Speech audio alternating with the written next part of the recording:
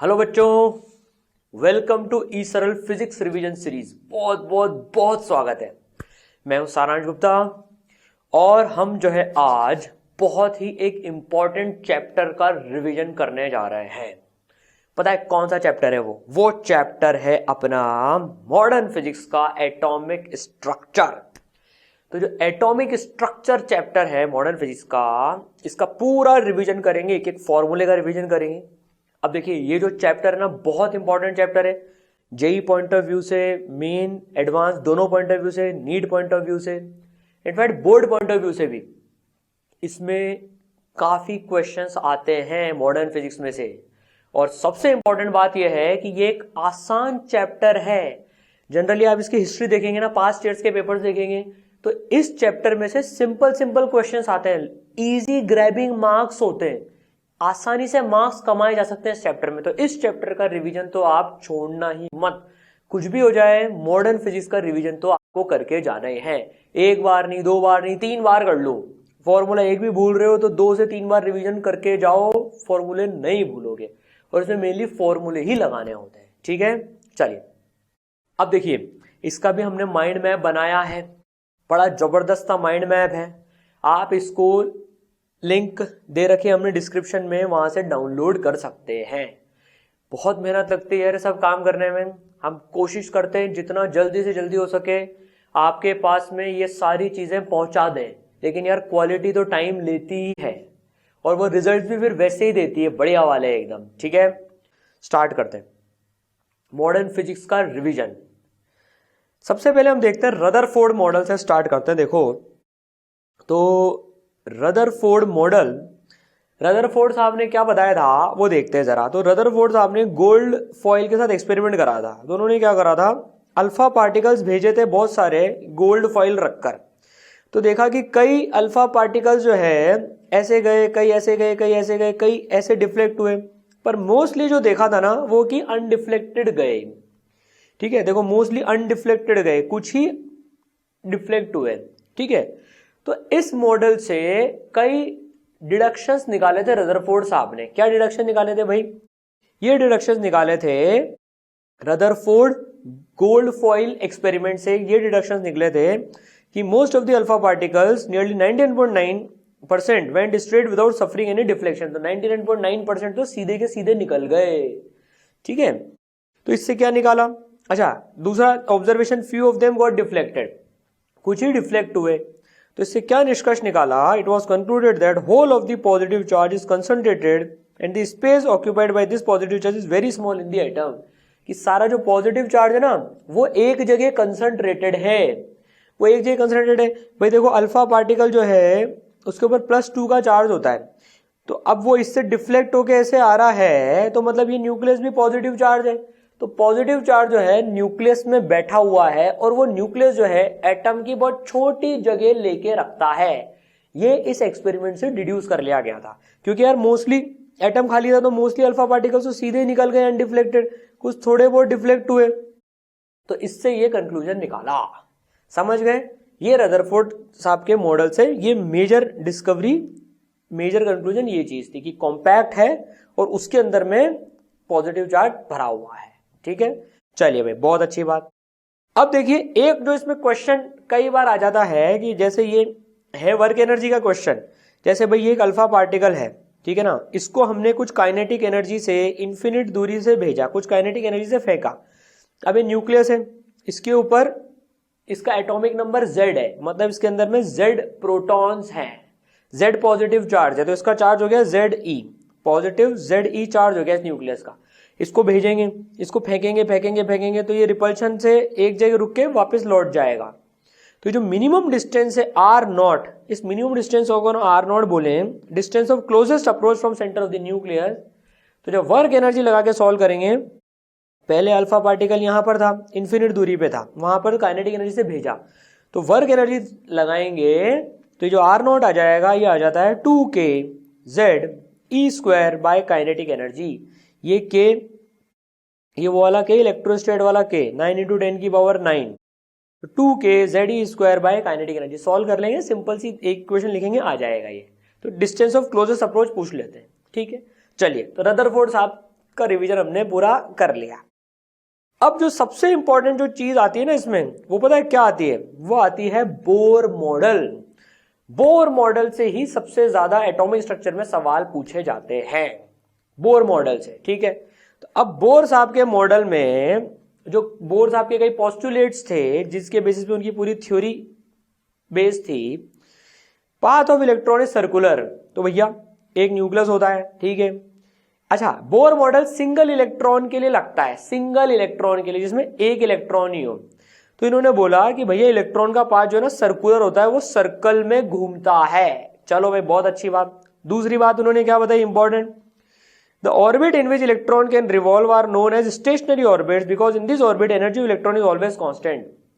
तो एक ऑर्बिट में अगर इलेक्ट्रॉन घूम रहा है ना, तो वो एनर्जी लूज नहीं कर रहा है, वो उसकी एनर्जी एक ऑर्बिट में कांस्टेंट है। उन्हें हम स्टेशनरी ऑर्बिट्स बोलते हैं या स्टेबल ऑर्बिट्स बोलते हैं, ठीक है। दूसरी बात होगी।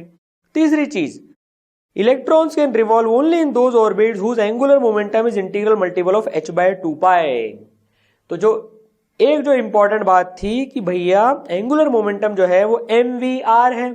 एंगुलर मोमेंटम r रेडियस के सर्कल में घूम रहा है, v स्पीड से घूम रहा है, तो mvr जो है एंगुलर मोमेंटम हो जाएगा, that is integral multiple of h/2π। तो mvr is equal to nh/2π। Very important equation, mvr is equal to nh/2π। mvr equal to nh/2π, ये ध्यान रखना। इस पर लास्ट में थोड़ी सी और डिटेल में इसमें बात करेंगे इस चीज पर ही, पर अभी इक्वेशन याद रखना, mvr इक्वल टू nh/2π, ठीक है। चलिए, बहुत अच्छी बात। तो दो इक्वेशंस हम मेनली पढ़ेंगे। एक हमने पढ़ ली mvr इक्वल टू nh/2π। अभी शेल्स की नंबरिंग देख लेते हैं यार। जैसे न्यूक्लियस के सबसे बगल वाला पास वाला शेल है उसको 1, फिर दूसरा वाला 2, 3, 4, 5 ऐसे करते हैं। इनके नाम भी होते हैं KLMNO, शेल्स के नाम भी होते हैं ऐसे, ठीक है। चलिए, अब एक चीज जो हमें समझनी है, भाई ये इलेक्ट्रॉन है, थर्ड शेल में है मान लीजिए, एक इलेक्ट्रॉन की बात होती है, सिंगल इलेक्ट्रॉन की बात होती है। ये n की वैल्यू है, ये बेसिकली n की वैल्यू है, ये 1 2 3 4 5। तो mvr इक्वल टू nh/2π तो हमने पढ़ लिया। इसमें इसका रेडियस है मान लीजिए r और इसकी स्पीड है v। तो mvr equal to nh/2π where n is shell number जिसमें इलेक्ट्रॉन है।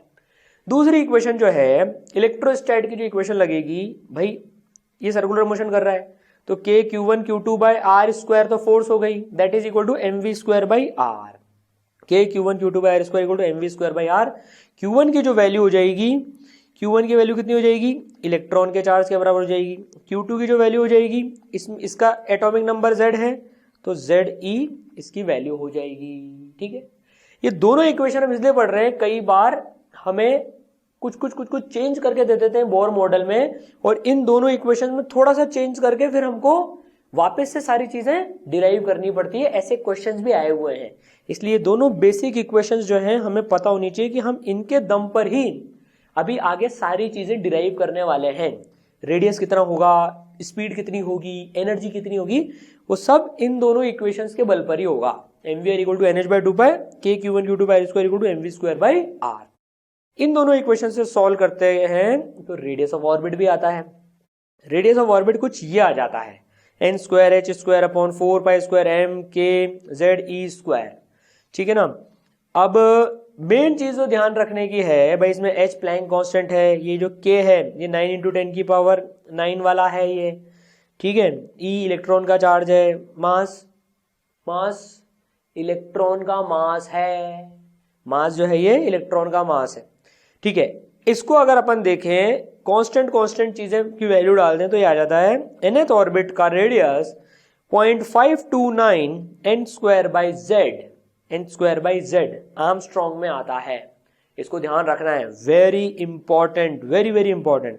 0.529 n स्क्वायर बाई z मतलब ये n स्क्वायर के प्रोपोर्शनल है और z के इनवर्सली प्रोपोर्शनल है। तो हीलियम He प्लस के लिए बात करेंगे, अगर उसके थर्ड ऑर्बिट का रेडियस निकालना है तो n की वैल्यू कितनी हो गई 3, z हीलियम के लिए, हीलियम प्लस आयन के लिए z कितना होता है 2, तो यहाँ वैल्यू डल जाएगी, ठीक है। अभी जो 0.529 है ना, ये बोर रेडियस कहलाता है, bore radius 0.529 Armstrong. Bore radius क्या होता है, बोर रेडियस होता है हाइड्रोजन एटम के n = 1 हाइड्रोजन एटम का जो ग्राउंड स्टेट होती है n इक्वल टू 1 इलेक्ट्रॉन की, उसका रेडियस कितना होता है हाइड्रोजन एटम के फर्स्ट शेल का, उसे हम बोर रेडियस भी बोलते हैं। तो इसको ऐसे भी याद रख सकते हैं हम कि this is equal to a naught n square by Z.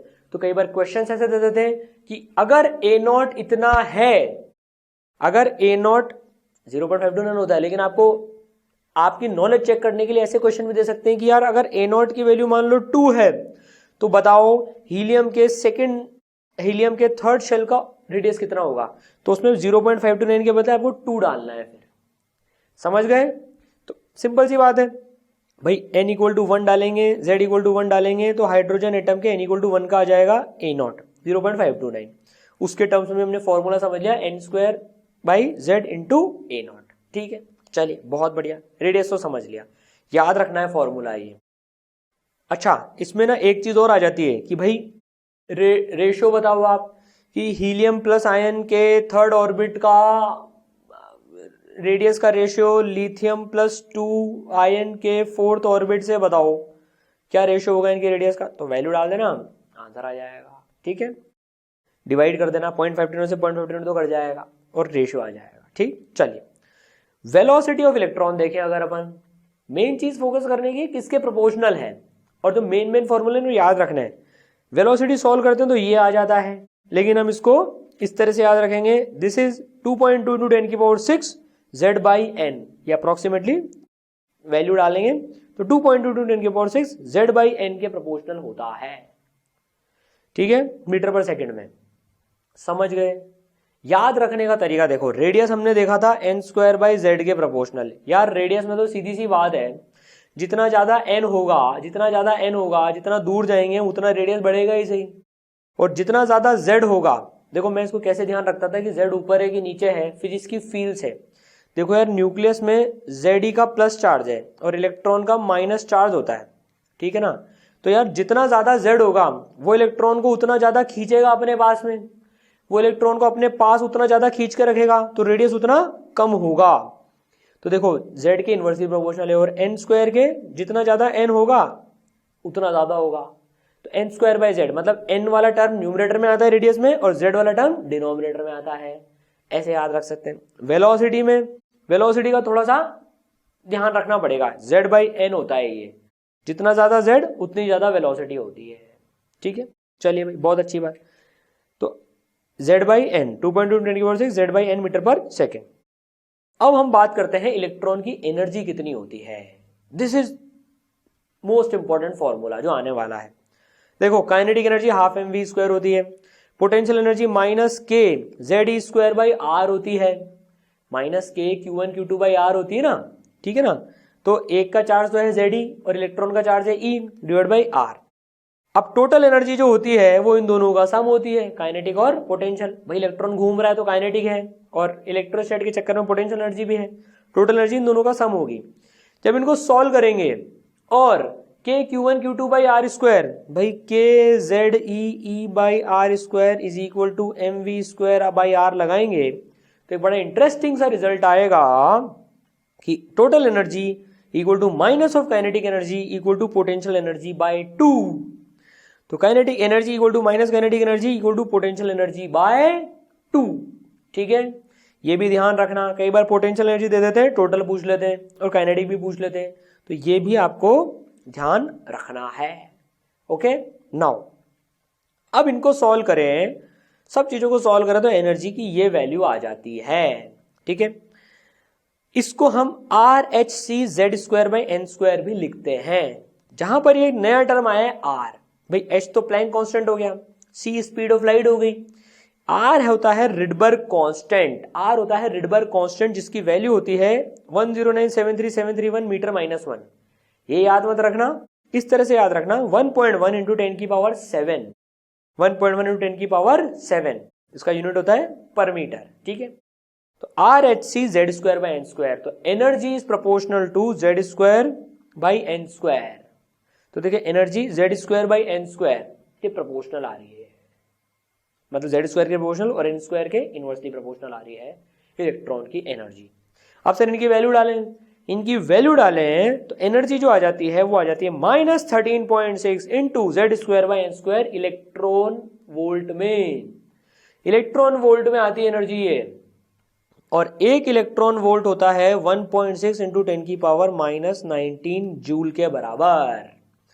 तो this is very very very very very very very very important formula. -13.6 into Z square by n square, -13.6 into Z square by n square, ये याद रखना है, इसको भूल नहीं सकते हम। -13.6 into Z square by n square, minus में आ रही एनर्जी क्योंकि हम जो ये न्यूक्लियस हो गया और शेल एक एक बढ़ता जा रहा है, बढ़ता जा रहा है, तो n इक्वल टू इन्फिनिटी पे हम एनर्जी को जीरो ले रहे हैं। पोटेंशियल एनर्जी वहां जीरो है, काइनेटिक एनर्जी वहां जीरो है। तो जब यहां तक आता रहता है वो, जैसे जैसे इसके पास आएगा तो एनर्जी कम होती जा रही है बेसिकली, और स्टेबल होता जा रहा है, जैसे नीचे आ रहा है तो एनर्जी कम होती जा रही है, इसलिए एनर्जी नेगेटिव में आ रही है। ठीक है, क्योंकि हमने रेफरेंस पॉइंट इन्फिनिटी पे जीरो लिया है। ठीक है, पोटेंशियल एनर्जी का जीरो लिया था, काइनेटिक एनर्जी तो जीरो होती है, इसलिए टोटल एनर्जी भी जीरो आ गई। समझ में आई बात? तो -13.6 into Z square by n square, remember it. ठीक है, ठीक है, चलिए इस पे अब कुछ न्यूमेरिकल वैल्यूज भी देख लेते हैं। Calculate the energy of first second Bohr's orbit of hydrogen. ठीक है भैया, तो फर्स्ट सेकंड ऑर्बिट के निकालनी है हमको। तो भाई -13.6 Z square by n square electron volt में आती है। एनर्जी ऑफ फर्स्ट ऑर्बिट, तो z equal to 1, n equal to 1 by hydrogen के लिए z1 होता है, n1 होता है, तो आ गई ये -13.6 इलेक्ट्रॉन वोल्ट आ गई है। तो देखो n इक्वल टू 1 जिसे हम ग्राउंड स्टेट बोलते हैं वो आ गई -13.6 इलेक्ट्रॉन वोल्ट, तो इसकी एनर्जी हो गई -13.6 electron volt. n equal to 2 की निकालें सेकेंड ऑर्बिट की, तो ये 1/4 हो जाएगी, z1 n2 तो 1/4 हो गई, तो 1/4 से सॉल्व करेंगे इसको तो ये -3.4 आ जाएगी। तो भाई n इक्वल टू 2 इसे फर्स्ट एक्साइटेड स्टेट भी बोलते हैं, तो ये आ गई -3.4 इलेक्ट्रॉन वोल्ट, क्योंकि भाई इलेक्ट्रॉन तो यहाँ होता है फर्स्ट n इक्वल टू 1 में, उसको एक्साइट करते हैं एनर्जी देकर तो वो ऊपर कूद जाता है। ये कंसेप्ट समझेंगे अपन अभी, इसलिए इसको फर्स्ट एक्साइटेड स्टेट बोलते हैं, ग्राउंड स्टेट के जस्ट ऊपर वाली कि ये फर्स्ट एक्साइटेड स्टेट। और n equal to 3, n equal to 4 की भी देखें अपन, तो देखो n equal to 3 second excited state, उसकी एनर्जी इतनी आ जाएगी इसी फॉर्मूले से, n equal to 3 z equal to 1 डालने से। 4 की देखें तो इतनी एनर्जी आ जाएगी। तो देखो ये हमने एनर्जी लेवल्स देख लिए, जैसे जैसे हम, और यहां पर है भाई अपना न्यूक्लियस, न्यूक्लियस से दूर जाते आ रहे हैं, एनर्जी बढ़ती जा रही है, देखो बढ़ रही है, माइनस में नंबर कम हो रहा है मतलब वैल्यू बढ़ रही है, तो एनर्जी बढ़ती जा रही है, बढ़ती जा रही है, बढ़ती जा रही है। तो जितने ज्यादा दूर इलेक्ट्रॉन, जितने ज्यादा दूर वाले शेल में होगा उसकी एनर्जी उतनी ही ज्यादा होगी। समझ गए? ठीक है, चलो वेरी गुड। अब एक चीज और देखते हैं भाई अपन, ये तो हमने समझ लिया। अच्छा, कोई इसमें हमसे पूछ रहा था हीलियम प्लस के n इक्वल टू 2 की एनर्जी निकालो, तो यार z इक्वल टू भी 2 हो जाती और n इक्वल टू भी 2 हो जाता इस फॉर्मूले में। कोई बोलता है हीलियम के ग्राउंड स्टेट की निकालो, तो n इक्वल टू 1 हो जाता और z इक्वल टू 2 हो जाती।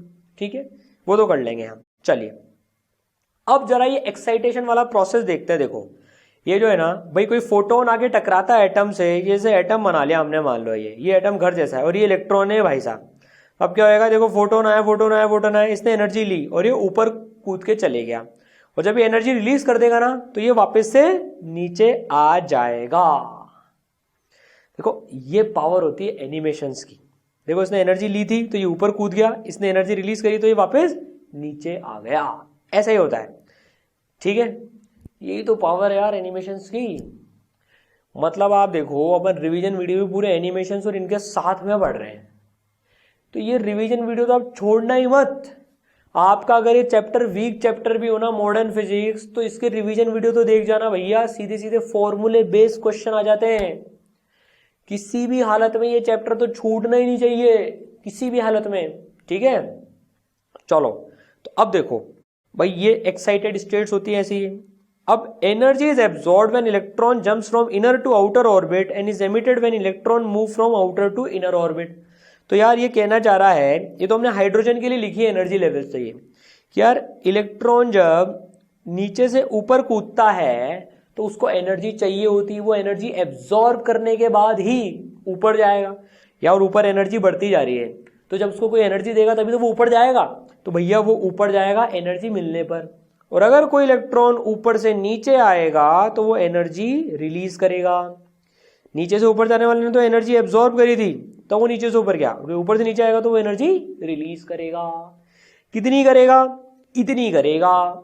जो दोनों के एनर्जी लेवल्स का डिफरेंस है, जो दोनों के एनर्जी लेवल का डिफरेंस है उतनी करेगा। जैसे अगर इसका डिफरेंस लें अपन, तो इसका डिफरेंस आ जाता है 10.2 इलेक्ट्रॉन वोल्ट। मतलब हाइड्रोजन के n इक्वल टू 1 से, ग्राउंड स्टेट से n इक्वल टू 2 पर किसी को कूदना है तो वो तभी कूद सकता है जब उसको 10.2 इलेक्ट्रॉन वोल्ट की एनर्जी मिलेगी। तो 10.2 वोल्ट एग्जैक्टली 10.2 जो भी नंबर आता है 10.2 इलेक्ट्रॉन वोल्ट को जब वो एब्जॉर्ब कर लेगा तो वो n इक्वल टू 1 से n इक्वल टू 2 तक पहुंच जाएगा।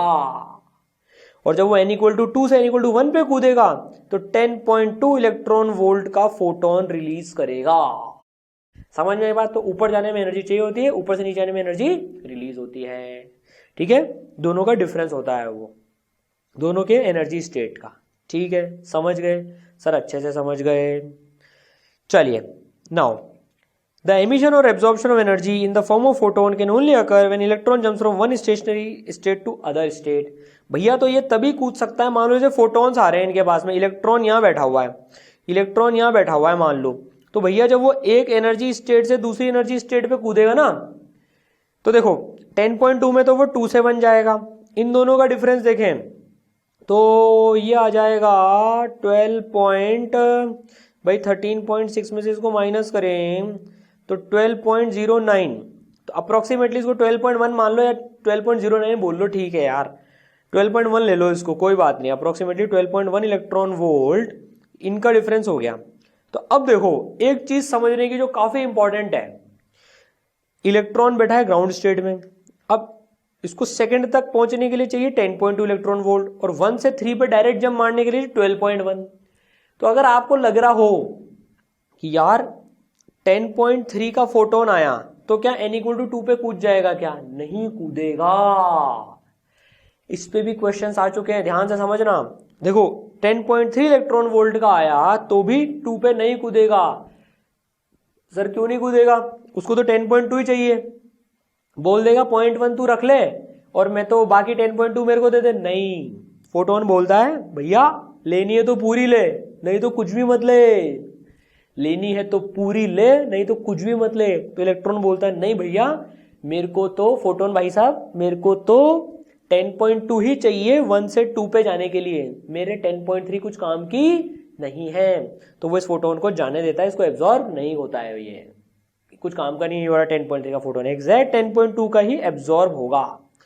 फिर उसके बाद में 12.1 का होगा जो यहां पर बैठा हुआ है ग्राउंड स्टेट में इलेक्ट्रॉन। तो समझ गए? ठीक है, तो स्टेशनरी स्टेट्स में ही कूद सकता है वो। ठीक है, चलिए वेरी गुड, समझ आ गया सर। अब देखिए, अब अपन एक्साइटेशन एनर्जी देखते हैं। बेसिकली एक्साइटेशन एनर्जी क्या होती है? Energy required to move an electron from ground state of the atom to any other state is called excitation energy of that state. तो यार जैसे n इक्वल टू 2 की जो एक्साइटेशन एनर्जी है वो 10.2 इलेक्ट्रॉन वोल्ट है। यहां से यहां जाने के लिए इलेक्ट्रॉन को 10.2 इलेक्ट्रॉन वोल्ट चाहिए, तो इसे बोलेंगे कि ये फर्स्ट एक्साइटेड स्टेट की 10.2 इलेक्ट्रॉन वोल्ट एक्साइटेशन एनर्जी है। इसकी जाने के लिए 12.1 इलेक्ट्रॉन वोल्ट है। ठीक है, समझ गए? चलिए एक्साइटेशन एनर्जी समझ में आया। एक और टर्म काम आता है, क्या आता है? Ionization energy. कई बार बोल देते हैं आयनाइजेशन एनर्जी निकालो। क्या होता है ionization energy? Minimum energy required to move an electron from ground state to n equal to infinity is called ionization energy.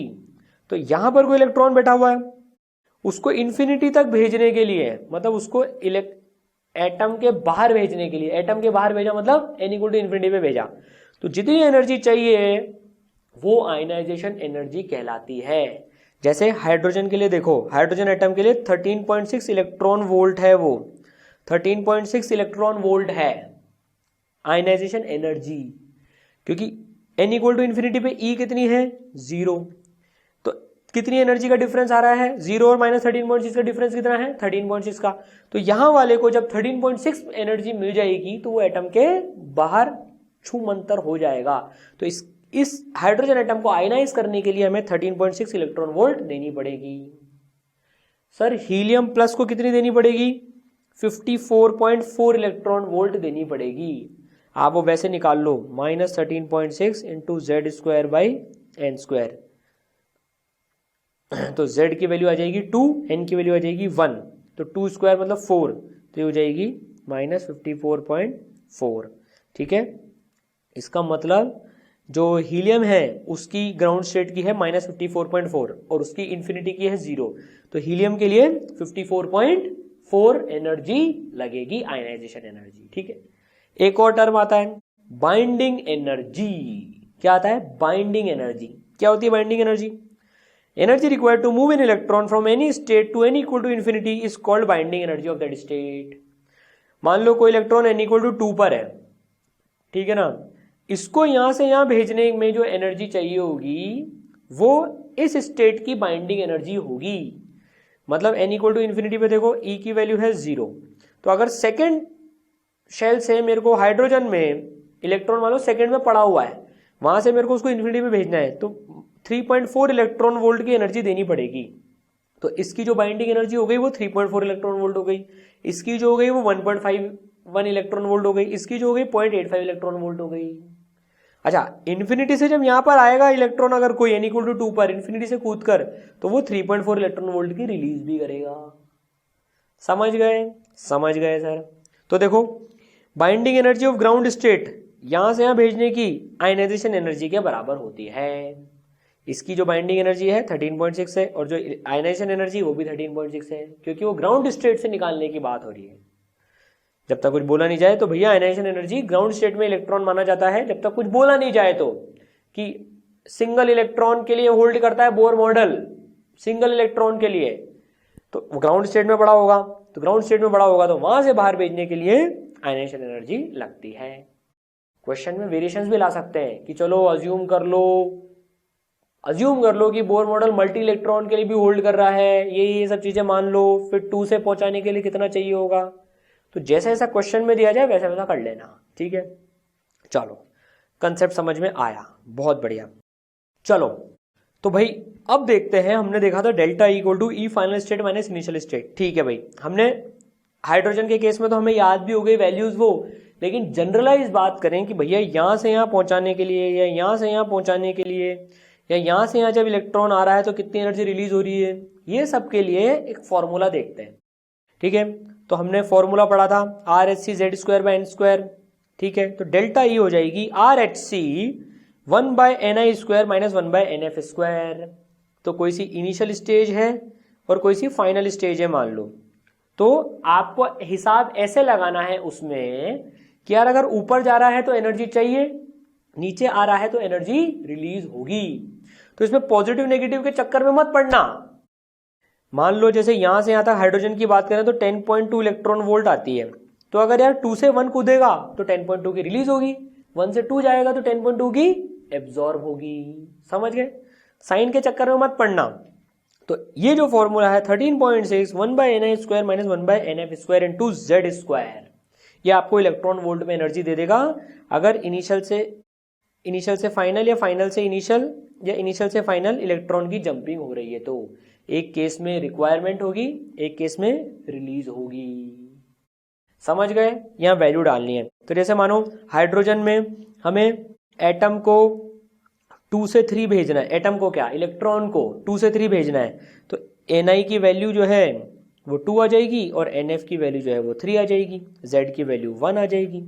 जो भी इनका आंसर आएगा, जो भी इसकी वैल्यू आएगी वो 2 से 3 पर भेजने के लिए एनर्जी रिक्वायर्ड है। समझ गए? तो 13.6 1 by NI square minus 1 by NF square into Z square, ये याद रखना है। Very very very very very very important formula.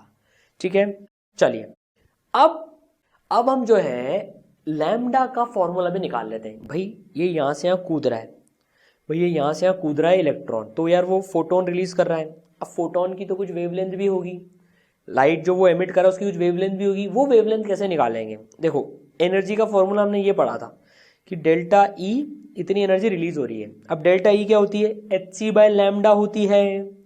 Delta E जो होती है एनर्जी वो HC बाय लैम्डा होती है। तो बस यहाँ रख दिया, HC से HC कट जाएगा तो 1/λ is equal to R 1/ni² minus 1/nf² into Z²। This is important formula. देखो तो लैम्डा का डायरेक्ट फॉर्मूला आ गया, तो लैम्डा यहां से निकाल लेंगे। ठीक है, समझ में आई बात। तो एनर्जी का भी पढ़ लिया और लैम्डा का भी पढ़ लिया।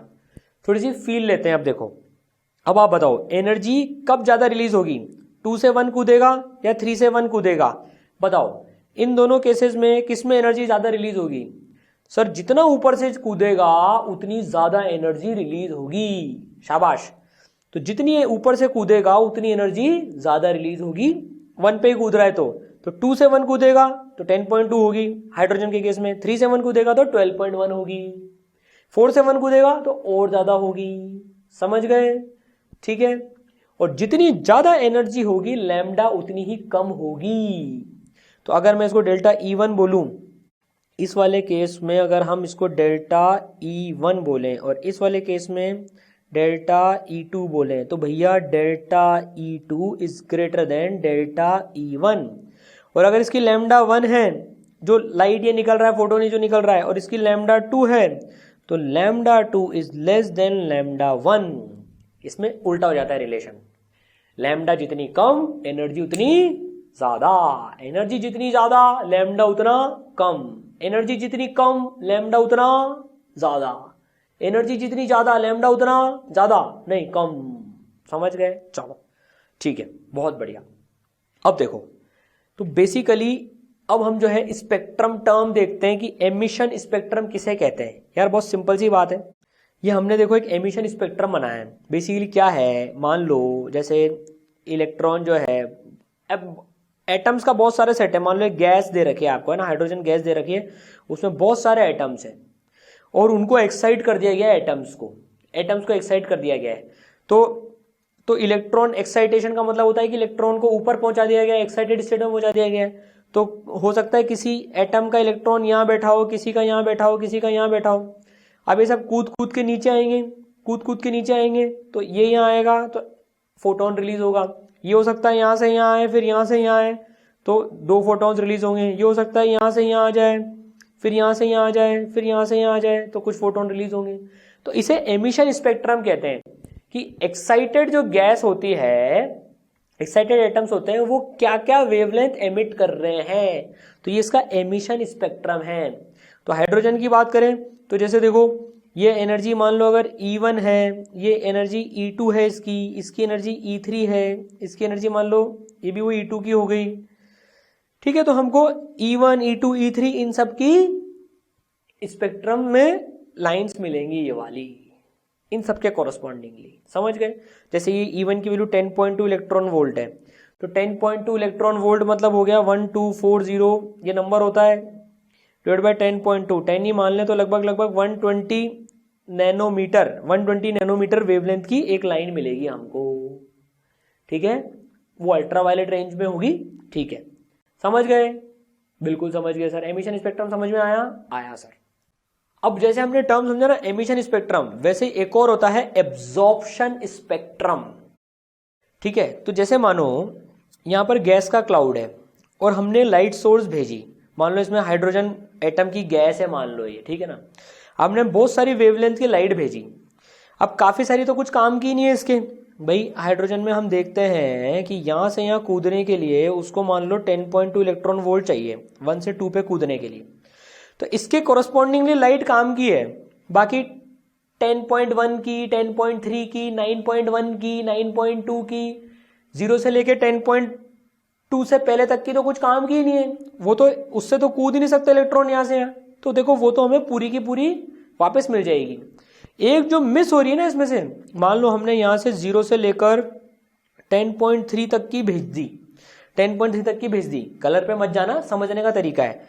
0 से लेकर 10.3 इलेक्ट्रॉन वोल्ट की सारी लाइटें भेज दी हमने, यहां से यहां तक, यहां से यहां तक, यहां से यहां तक, यहां से यहां तक, यहां, मतलब सब यहां से भेज दी पूरी, ये सारी रेंज है इसमें। बताओ एटम्स के कौन से काम की होगी? एटम के जो एटम्स बैठे हुए हैं सारे ग्राउंड स्टेट पे बैठे हुए हैं, ये सारे एटम्स जो हैं ग्राउंड स्टेट पे बैठे हुए हैं यहाँ पर ये। तो एटम को कौन सी वाली एब्जॉर्ब कर लेंगे इलेक्ट्रॉन्स, कौन कौन से एब्जॉर्ब करेंगे, सिर्फ 10.2 की एब्जॉर्ब करेंगे। तो देखो हमें 10.2 की लाइट यहां पर नहीं मिली, मिसिंग हो गई यहां पर, क्योंकि यार वो तो उन्होंने एब्जॉर्ब कर ली ना। बहुत सारे लोग गए जीरो एनर्जी वाले, 0.1 0.2 0.3 1 1.1 1.2 ऐसे लेकर हजारों लोग लाखों लोग गए, लेकिन 10.2 वालों को यहां पर पकड़ के रख लिया।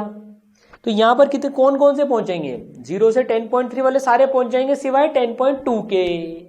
तो एब्जॉर्प्शन स्पेक्ट्रम में से 10.2 की मिसिंग होगी। तो ऐसे सवाल भी पूछे जाते हैं कि एब्जॉर्प्शन स्पेक्ट्रम में से कौन सी लाइन मिस हो रही होगी, बता देना फिर। अब जैसे मानो यहां से यहां पर चाहिए 12.1 की चाहिए, सपोज करना 12.1 की चाहिए, तो अगर हमने 0 से लेकर मान लो 12.2 तक की भेजी होती, 0 से लेकर 12.2 तक की भेजी होती, तो कौन कौन मिसिंग मिलते हमको, 2 मिसिंग मिलते इसमें हमको, 2 मिसिंग मिलते। कौन कौन से, एक तो 10.2 की मिसिंग मिलती, और एक जो हमको मिसिंग मिलती ना, एक जो हमको मिसिंग मिलती वो मिलती, एक जो मिसिंग मिलती वो 12.1 की भी मिलती, 12.1 इलेक्ट्रॉन वोल्ट के कोरस्पॉन्डिंगली। ठीक है, समझ गया कंसेप्ट, समझ में आ गई सर बात, चलो वेरी गुड। अब जरा हम हाइड्रोजन का लाइन स्पेक्ट्रम देखते हैं। अब इनके क्या कुछ नाम होते हैं, देखो भाई, एक्साइटेड गैस है हमारे पास में हाइड्रोजन एटम्स की, मानो हाइड्रोजन एटम्स की गैस है, एक्साइटेड है वो, मतलब कोई इलेक्ट्रॉन n = 2 पर है, कोई 3 पर है, कोई 1 पर है, कोई 4 पर है, कोई 5 पर है, और वो सब हम नीचे छलांगे मार रहे हैं अपने अपने एटम में वापस। पहले तो उन्होंने एनर्जी एब्जॉर्ब कर ली, तो सब कूद के ऊपर ऊपर ऊपर ऊपर चले गए, अब वो वापस नीचे आ रहे हैं। तो देखो जो लाइन स्पेक्ट्रम मिलता है ना, अब ये समझना इंपॉर्टेंट डायग्राम है ये। तो जैसे जो भी ऊपर से n = 1 पे के शेल में कूदेगा, फोकस रखना, देखो जो भी ऊपर से n = 1 शेल में कूद के जो एनर्जी रिलीज करेगा, उस सीरीज को हम लाइमन सीरीज बोलते हैं। लाइमन सीरीज कि भैया n = 1 पे जो भी कूदेगा, कहीं से भी कूदे, और जो भी लाइट वो एमिट करेगा वो लाइमन सीरीज के कैटेगरी में आएगी, वो लाइमन सीरीज में आएगी। ठीक है, इसी तरह से जो n = 2 पे कूदेगा, चाहे 3 से कूदे, चाहे 4 से कूदे, चाहे 5 से कूदे, 6 से कूदे, 7 से कूदे, उसे बामर सीरीज बोलेंगे। उस वाली लाइट को बामर सीरीज में रखेंगे, बेसिकली ग्रुप्स बना दिए, ग्रुप्स बन गए ये। तो लाइमन सीरीज वाला ग्रुप कौन सा है भाई, जो भी 1 तक कूद रहे हैं वो सब लाइमन सीरीज ग्रुप में आ जाओ, जो भी 2 तक कूद रहे हैं वो बामर सीरीज में आ जाओ, जो भी 3 तक कूद रहे हैं वो पास्टन सीरीज में आ जाओ। तो देखो बामर सीरीज वाले ये सारी लाइनें हो गई, पास्टन सीरीज वाली ये सारी लाइनें हो गई जो n = 3 तक कूद रहे हैं, फिर ब्रैकेट सीरीज हो गई जो 4 तक कूद रहे हैं, फिर पी फंड सीरीज हो गई जो 5 तक कूद रहे हैं। ठीक है, तो ये नाम भी हमको ध्यान रखने हैं, Lyman, Balmer, Paschen, Brackett, Pfund. Lyman Balmer में इसका तरीका बताऊंगा याद रखने का, Lyman Balmer Paschen Brackett P fund.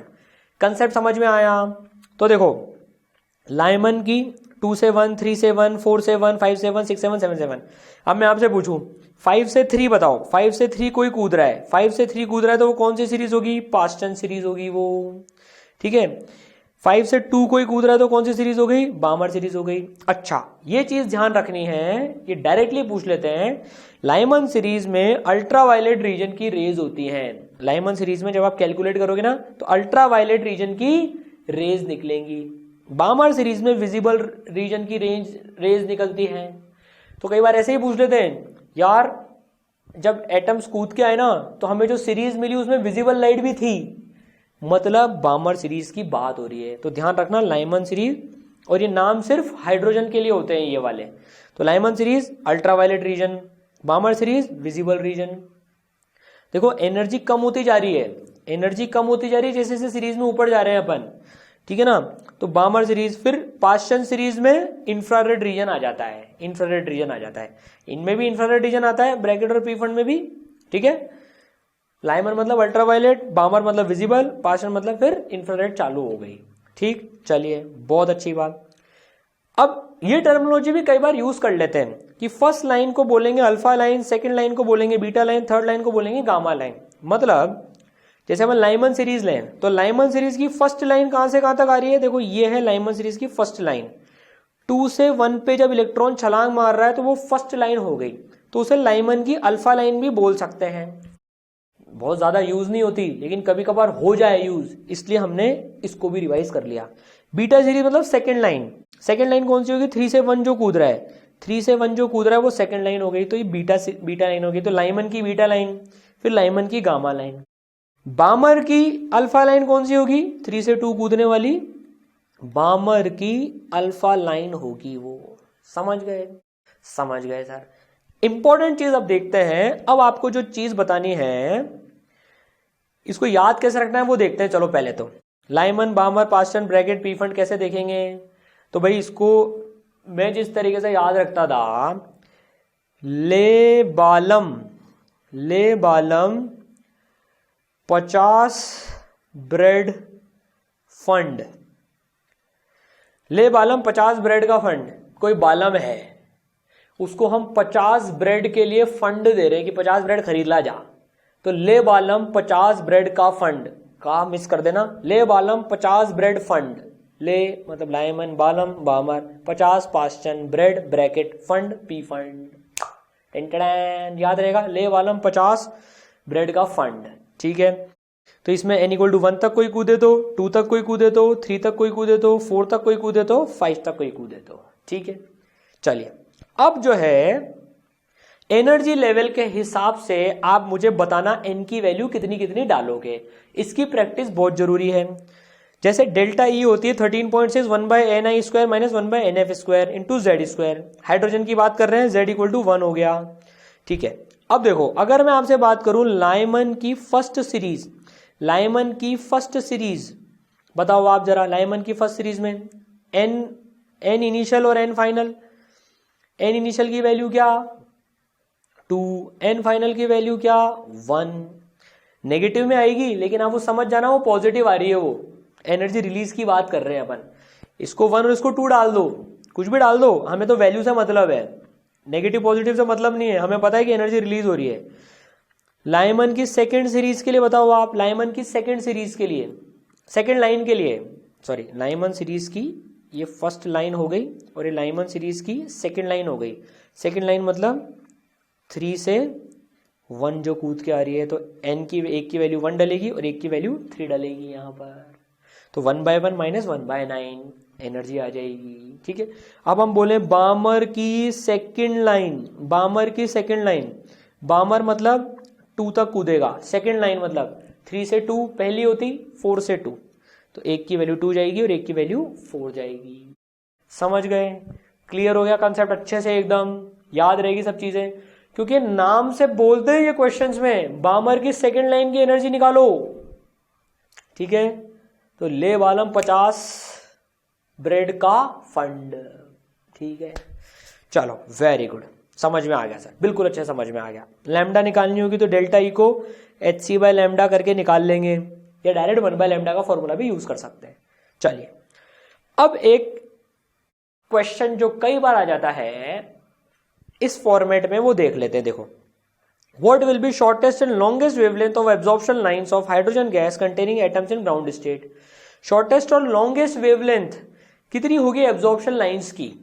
ठीक है ना, ये एमिशन लाइंस में भी आ सकता है, एब्जॉर्प्शन लाइंस में भी सेम सवाल आ सकता है। ठीक है, तो देखो हमने लेवल्स बना लिए, लेवल बना लिए। अब देखो 1/λ का फॉर्मूला होता है r(z²) 1/n1² - 1/n2²। तो अब ये सोच रहे हैं ग्राउंड स्टेट में एटम्स पड़े, ग्राउंड स्टेट में है एटम्स मतलब बहुत सारे एटम्स हैं और सब में एक एक इलेक्ट्रॉन है, ग्राउंड स्टेट में पड़े। अब इसको बहुत सारी लाइट भेजी जा रही है, बहुत सारी लाइट भेजी जा रही है इसको। अब शॉर्टेस्ट वेवलेंथ, सबसे छोटी वेवलेंथ मतलब सबसे ज्यादा एनर्जी, तो मैंने यहां पहले लिख लिया मैक्सिमम डेल्टा ई।